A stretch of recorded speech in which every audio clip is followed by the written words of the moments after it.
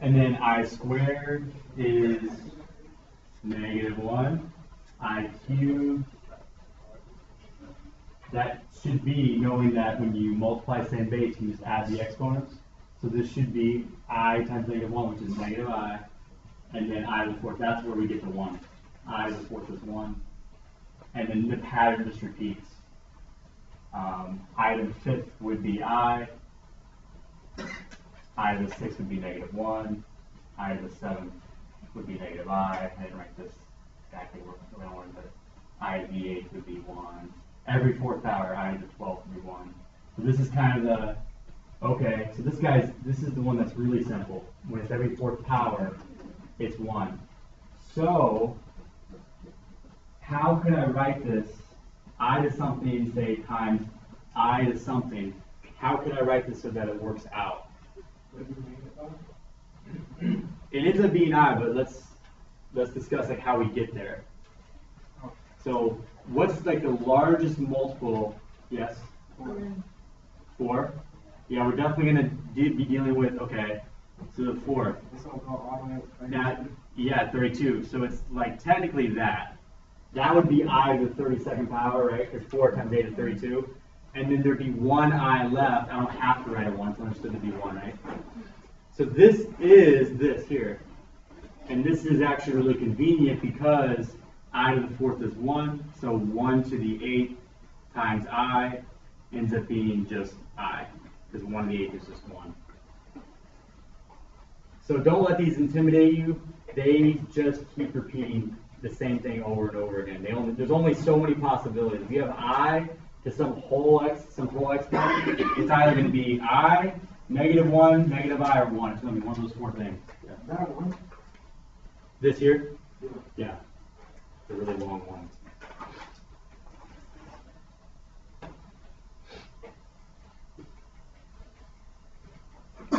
Any questions about this before we look back more into the inequalities? All right. So as far as inequalities go, for some of you that did some of them, if you want to see the solutions to 5 and 4, here they are. And this is basically, if you feel comfortable, you want to work on your own, or work with a partner to knock out some problems, because I'm going to be taking this in on Monday. You can go ahead and do that. Otherwise, I'll be up here. Anyone that has any questions about any problems, you can go over. I don't understand how I got that off. Number 5? Yeah. Okay.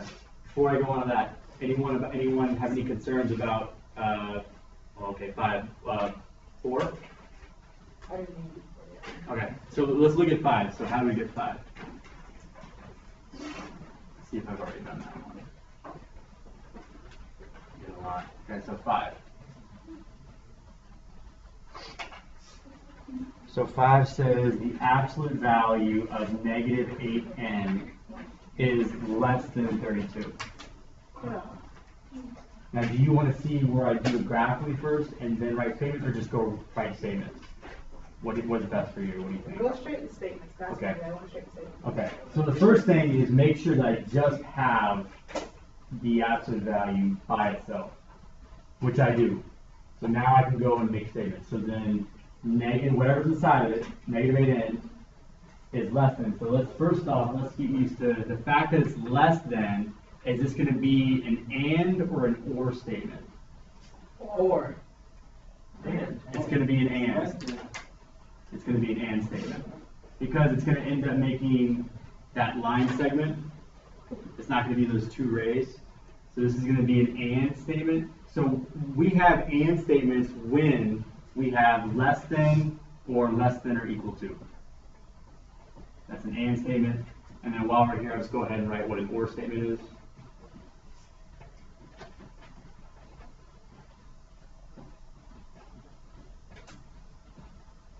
Or statements when you have, when the inequality is on the left, you have greater than or equal to. So that can help. It's not too much to memorize. That's one way to go about it.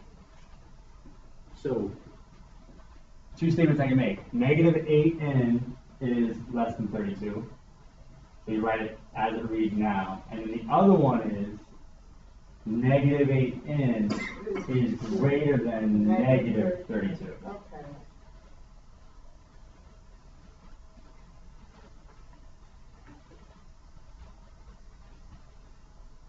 Okay. And that divide both sides by negative 8. Now when you do division by negative 8, be careful. Don't want to forget. It's just that one simple thing that can be easy to forget. You got to flip it. So n is greater than negative 4. Yeah. And if I divide both sides by negative 8 here, n is less than positive 4. And you could write it. You could write it like that, or again, if you want to put it as a compound, go ahead and do that. Okay. I have like n is greater than negative 4. It's just I didn't have that n plus. I didn't have that. Did you have this one? No, I have n is greater than negative 4. That's the only one? That's the Yeah, only so be one. careful. When you every time you do these, you're going to make two separate inequalities. One positive, one negative. Yeah. Could they both be positive? I mean, one or negative?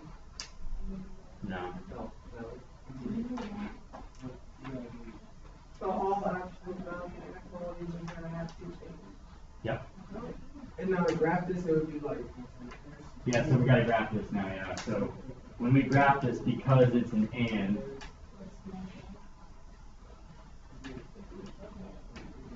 so this has to be true. So it's a negative 4 down here, positive 4 up here. So n has to be greater than negative 4, but also less than 4 at the same time, so it's this. And this also corresponds to the fact, this also is because it's an and statement. So you can also say that, because it's an and statement.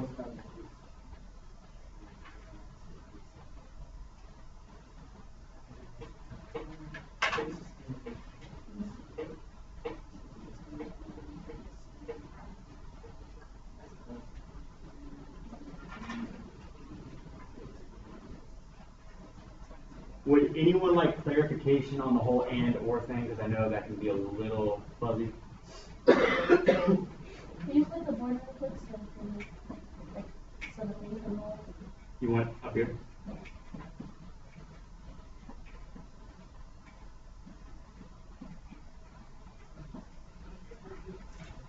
Okay, so you said we know it's an and when it's less than? Yeah. After we've isolated, that's the thing I have to keep saying because it's important. After I've gotten just the absolute value on the left-hand side, and it says less than or equal to, bless you, it's an and statement. Okay. Yes. Yeah, sure. Oh no, I thought you wanted to keep value. You want to leave now? Sure, that's fine. So Yes. it's or, I'm sorry, I'm sorry. it's or if it's greater than. What's that? It's or if it's greater. Yeah, so it would be or if it's greater than or greater than or equal to, whichever one of those. Yeah, right here. Whichever one of those. Yes, Joanna. Wait, what do you do right here when it says divide negative 8 to both sides? Why? Can you explain this to me? Yeah, because first off, do you get why we have negative 8n is less than 32? No. Okay.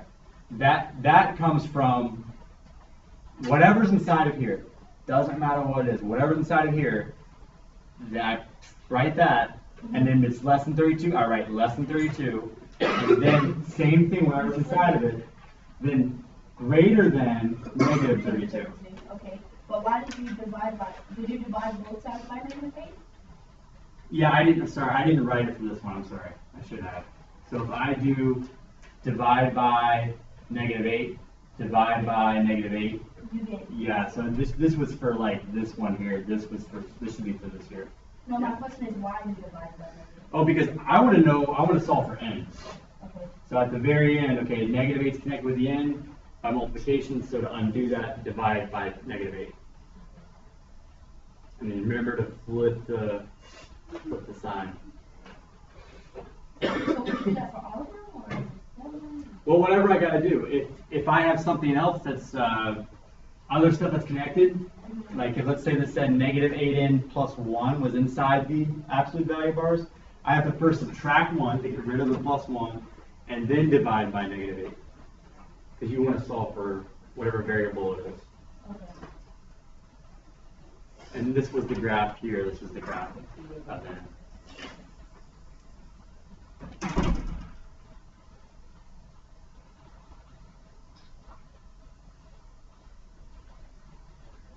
And then in case you have to deal with it, it's good to know interval notation. Interval notation would say, if I'm going from negative 4 to 4, but not including them, parentheses, negative 4 to 4. And then close parentheses. What I can do is I can bump it up a little bit. This is called, again, interval notation.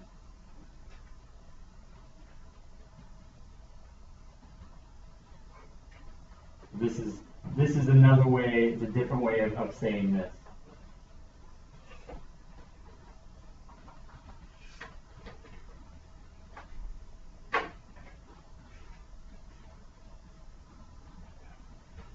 Interval notation. For this one, they just said what to solve and graph. So again, either one of these is fine. So I'll go ahead and write. You could write this or this. So either one of these. All right. So that is 5. You have another one?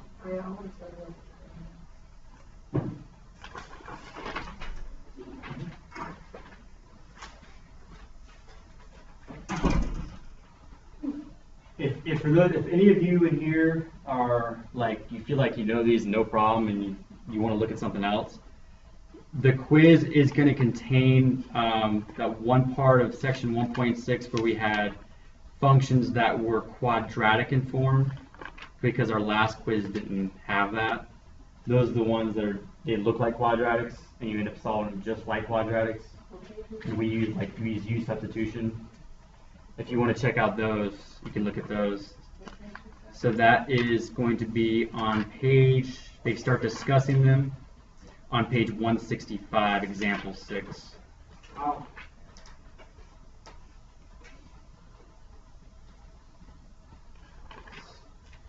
And then you can practice problems like that if you go to page 169. Something like problems 41, 43, 42, any of those. If I give you one, it's going to be a nice where it's like x to the 4th, x squared. I don't think I want to give you one that contains fractions, even though it's the same process. I plan on shooting the quiz for Tuesday. So Monday could be like another, like a continuation of the review. And it's just going to be 1 or 2 of these quadratic and form ones, and then absolute value equations, which are actually easier than these, and these are absolute value inequalities. Oh. So it shouldn't be too bad. So you want to look at these now? Yeah, please go ahead. Feel free. And if anyone has a question about any one of them, go ahead and throw it up here, and feel free to help each other. Yes. What is it? Yeah, Friday at school. Yeah, just make sure it's not too loud.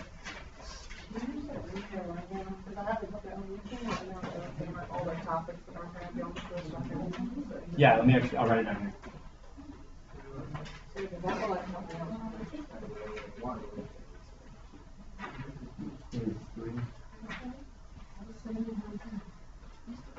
Yes.